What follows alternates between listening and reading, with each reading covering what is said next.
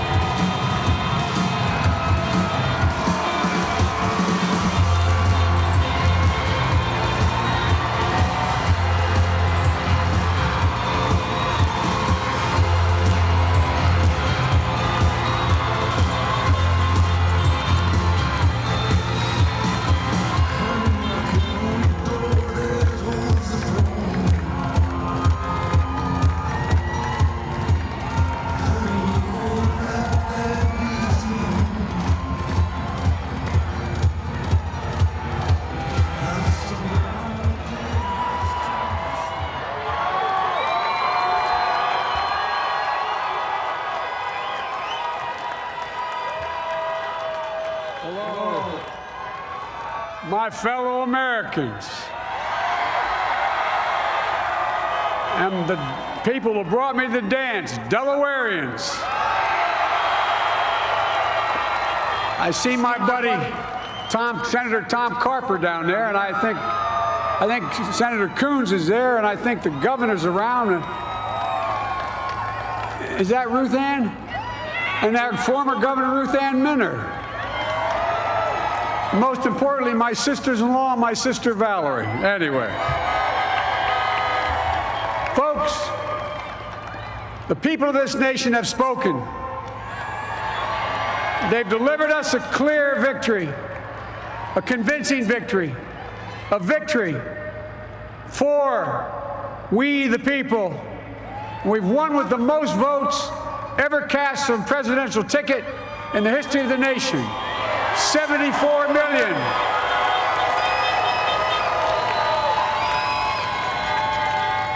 What I must admit has surprised me. Tonight, we're seeing all over this nation, all cities and all parts of the country, indeed across the world, an outpouring of joy, of hope, renewed faith in tomorrow, bring a better day. And I'm humbled by the trust and confidence you placed in me. I pledge to be a president who seeks not to divide, but unify, who doesn't see red states and blue states, only sees the United States, and work with all my heart, with the confidence of the whole people, to win the confidence of all of you.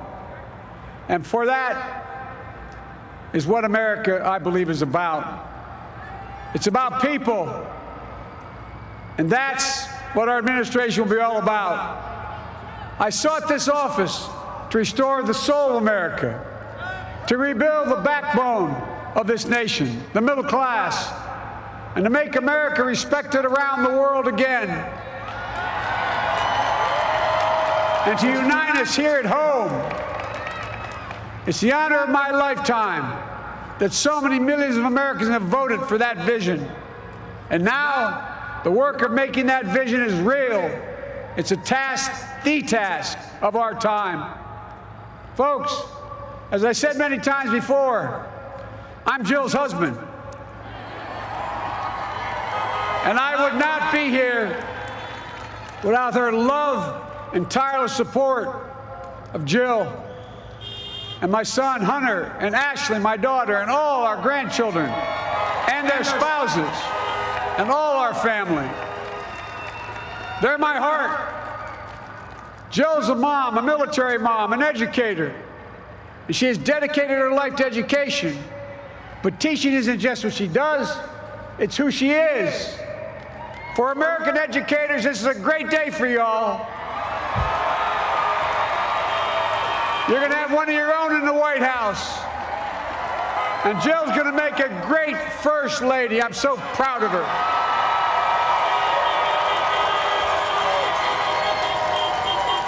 And I'll have the honor of serving with the fantastic Vice President who you just heard from, Kamala Harris,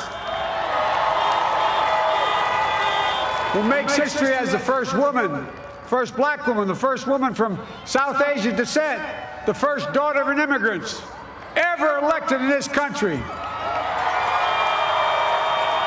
Don't tell me it's not possible in the United States. It's long overdue. And we're reminded tonight of those who fought so hard for so many years to make this happen. But once again, America's bent the arc of the moral universe more toward justice. Kamala, Doug, like it or not, your family, you become an honorary Biden. There's no way out. To all those of you who volunteered and worked the polls in the middle of this pandemic, local elected officials, you deserve a special thanks from the entire nation. And to my campaign team and all the volunteers and all who gave so much of themselves to make this moment possible, I owe you. I owe you. I owe you everything. And to all those who supported us, I'm proud of the campaign we built and ran. I'm proud of the coalition we put together, the broadest and most diverse coalition in history. Democrats, Republicans, independents, progressives, moderates, conservatives, young, old, urban, suburban, rural, gay, straight, transgender, white, Latino, Asian, Native American. I mean it, especially those moments, and especially for those moments when this campaign was at its lowest ebb. The African-American community stood up again for me. You've always had my back, and I'll have yours. I said at the outset, I wanted to represent this campaign to represent and look like America. We've done that. Now that's what I want the administration to look like and act like. For all those of you who voted for President Trump, I understand the disappointment tonight. I've lost a couple times myself, but now let's give each other a chance. That's all they're asking for, a fair shot. Folks, our work begins with getting COVID under control. We cannot repair the economy, restore our vitality, or relish life's most precious moments, hugging our grandchildren, our children, our birthdays, weddings, graduations, all the moments that matter most to us until we get it under control.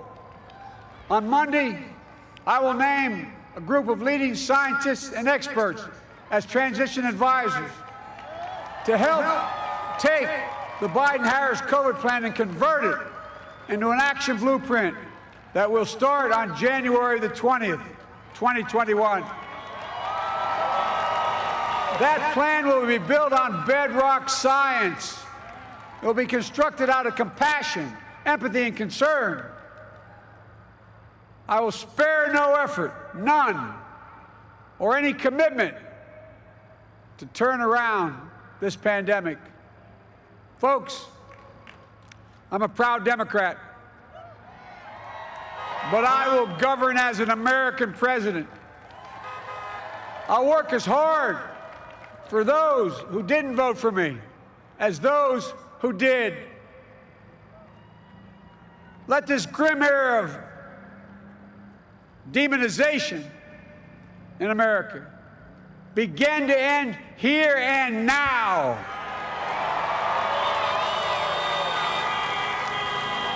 The refusal of Democrats and Republicans to cooperate with one another, it's not some mysterious force beyond our control. It's a decision, a choice we make. And if we can decide not to cooperate, then we can decide to cooperate. And I believe that this is part of the mandate given to us from the American people. They want us to cooperate in their interest. And that's the choice I'll make. And I'll call on Congress, Democrats and Republicans alike, to make that choice with me. The American story is about slow yet steadily widening the opportunities in America. And make no mistake, Too many dreams have been deferred for too long. We must make the promises of the country real for everybody, no matter their race, their ethnicity, their faith, their identity, or their disability. Folks, America has always been shaped by inflection points, by moments in time where we've made hard decisions about who we are and what we want to be. Lincoln in 1860, coming to save the Union. FDR in 1932, promising a beleaguered country a new deal. JFK in 1960, pledging a new frontier. And 12 years ago, when Barack Obama made history, he told us, yes, we can. Well, folks, we stand at an inflection point. We have an opportunity to defeat despair, to build a nation of prosperity and purpose. We can do it. I know we can. I've long talked about the battle for the soul of America. We must restore the soul of America. Our nation is shaped by the constant battle between our better angels and our darkest impulses. And what presidents say in this battle matters. It's time for our better angels to prevail. Tonight, the whole world is watching America. And I believe at our best, America is a beacon for the globe.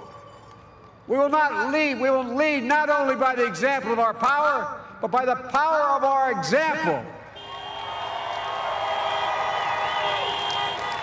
I've always believed, many of you heard me say it, I've always believed we can define America in one word: possibilities. That, in America, everyone should be given an opportunity to go as far as their dreams and God-given ability will take them. You see, I believe in the possibilities of this country. We're always looking ahead to an America that's freer and more just, ahead to an America that creates jobs with dignity and respect, ahead of America that cures diseases like cancer and Alzheimer's, ahead to an America that never leaves anyone behind, ahead of America that never gives up, never gives in. This is a great nation. It's always been a bad bet to bet against America. We're good people. This is the United States of America, and there's never been anything we've been not able to do when we've done it together. Folks, in the last days of the campaign, I began thinking about a hymn that means a lot to me and my family, particularly my deceased son, Bo. It captures the faith that sustains me and which I believe sustains America. And I hope it can provide some comfort and solace to 230,000 Americans who've lost a loved one to this terrible virus this year. My heart goes out to each and every one of you. Hopefully this hymn gives you solace as well. And it goes like this: and he will raise you up on eagle's wings, bear you on the breath of dawn, and make you to shine like the sun, and hold you in the palm of his hand. And now together, on eagle's wings, we embark on the work that God and history have called upon us to do, with full hearts and steady hands, with faith in America and in each other, with love of country, a thirst for justice. Let us be the nation that we know we can be, a nation united, a nation strengthened, a nation healed. The United States of America, ladies and gentlemen, there's never been anything we've tried we've not been able to do. So remember, as our grandpapa used to say when I walked out of his home when I was a kid up in Scranton, he said, "Joey, keep the faith." And our grandmother, when she was alive, she yelled, "No, Joey, spread it. Spread the faith. God love you all. May God bless America, and may God protect our troops." Thank you, thank you, thank you.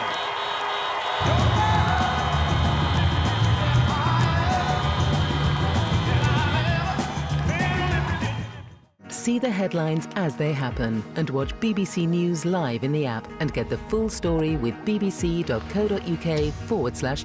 Follow the story for all the latest with BBC News.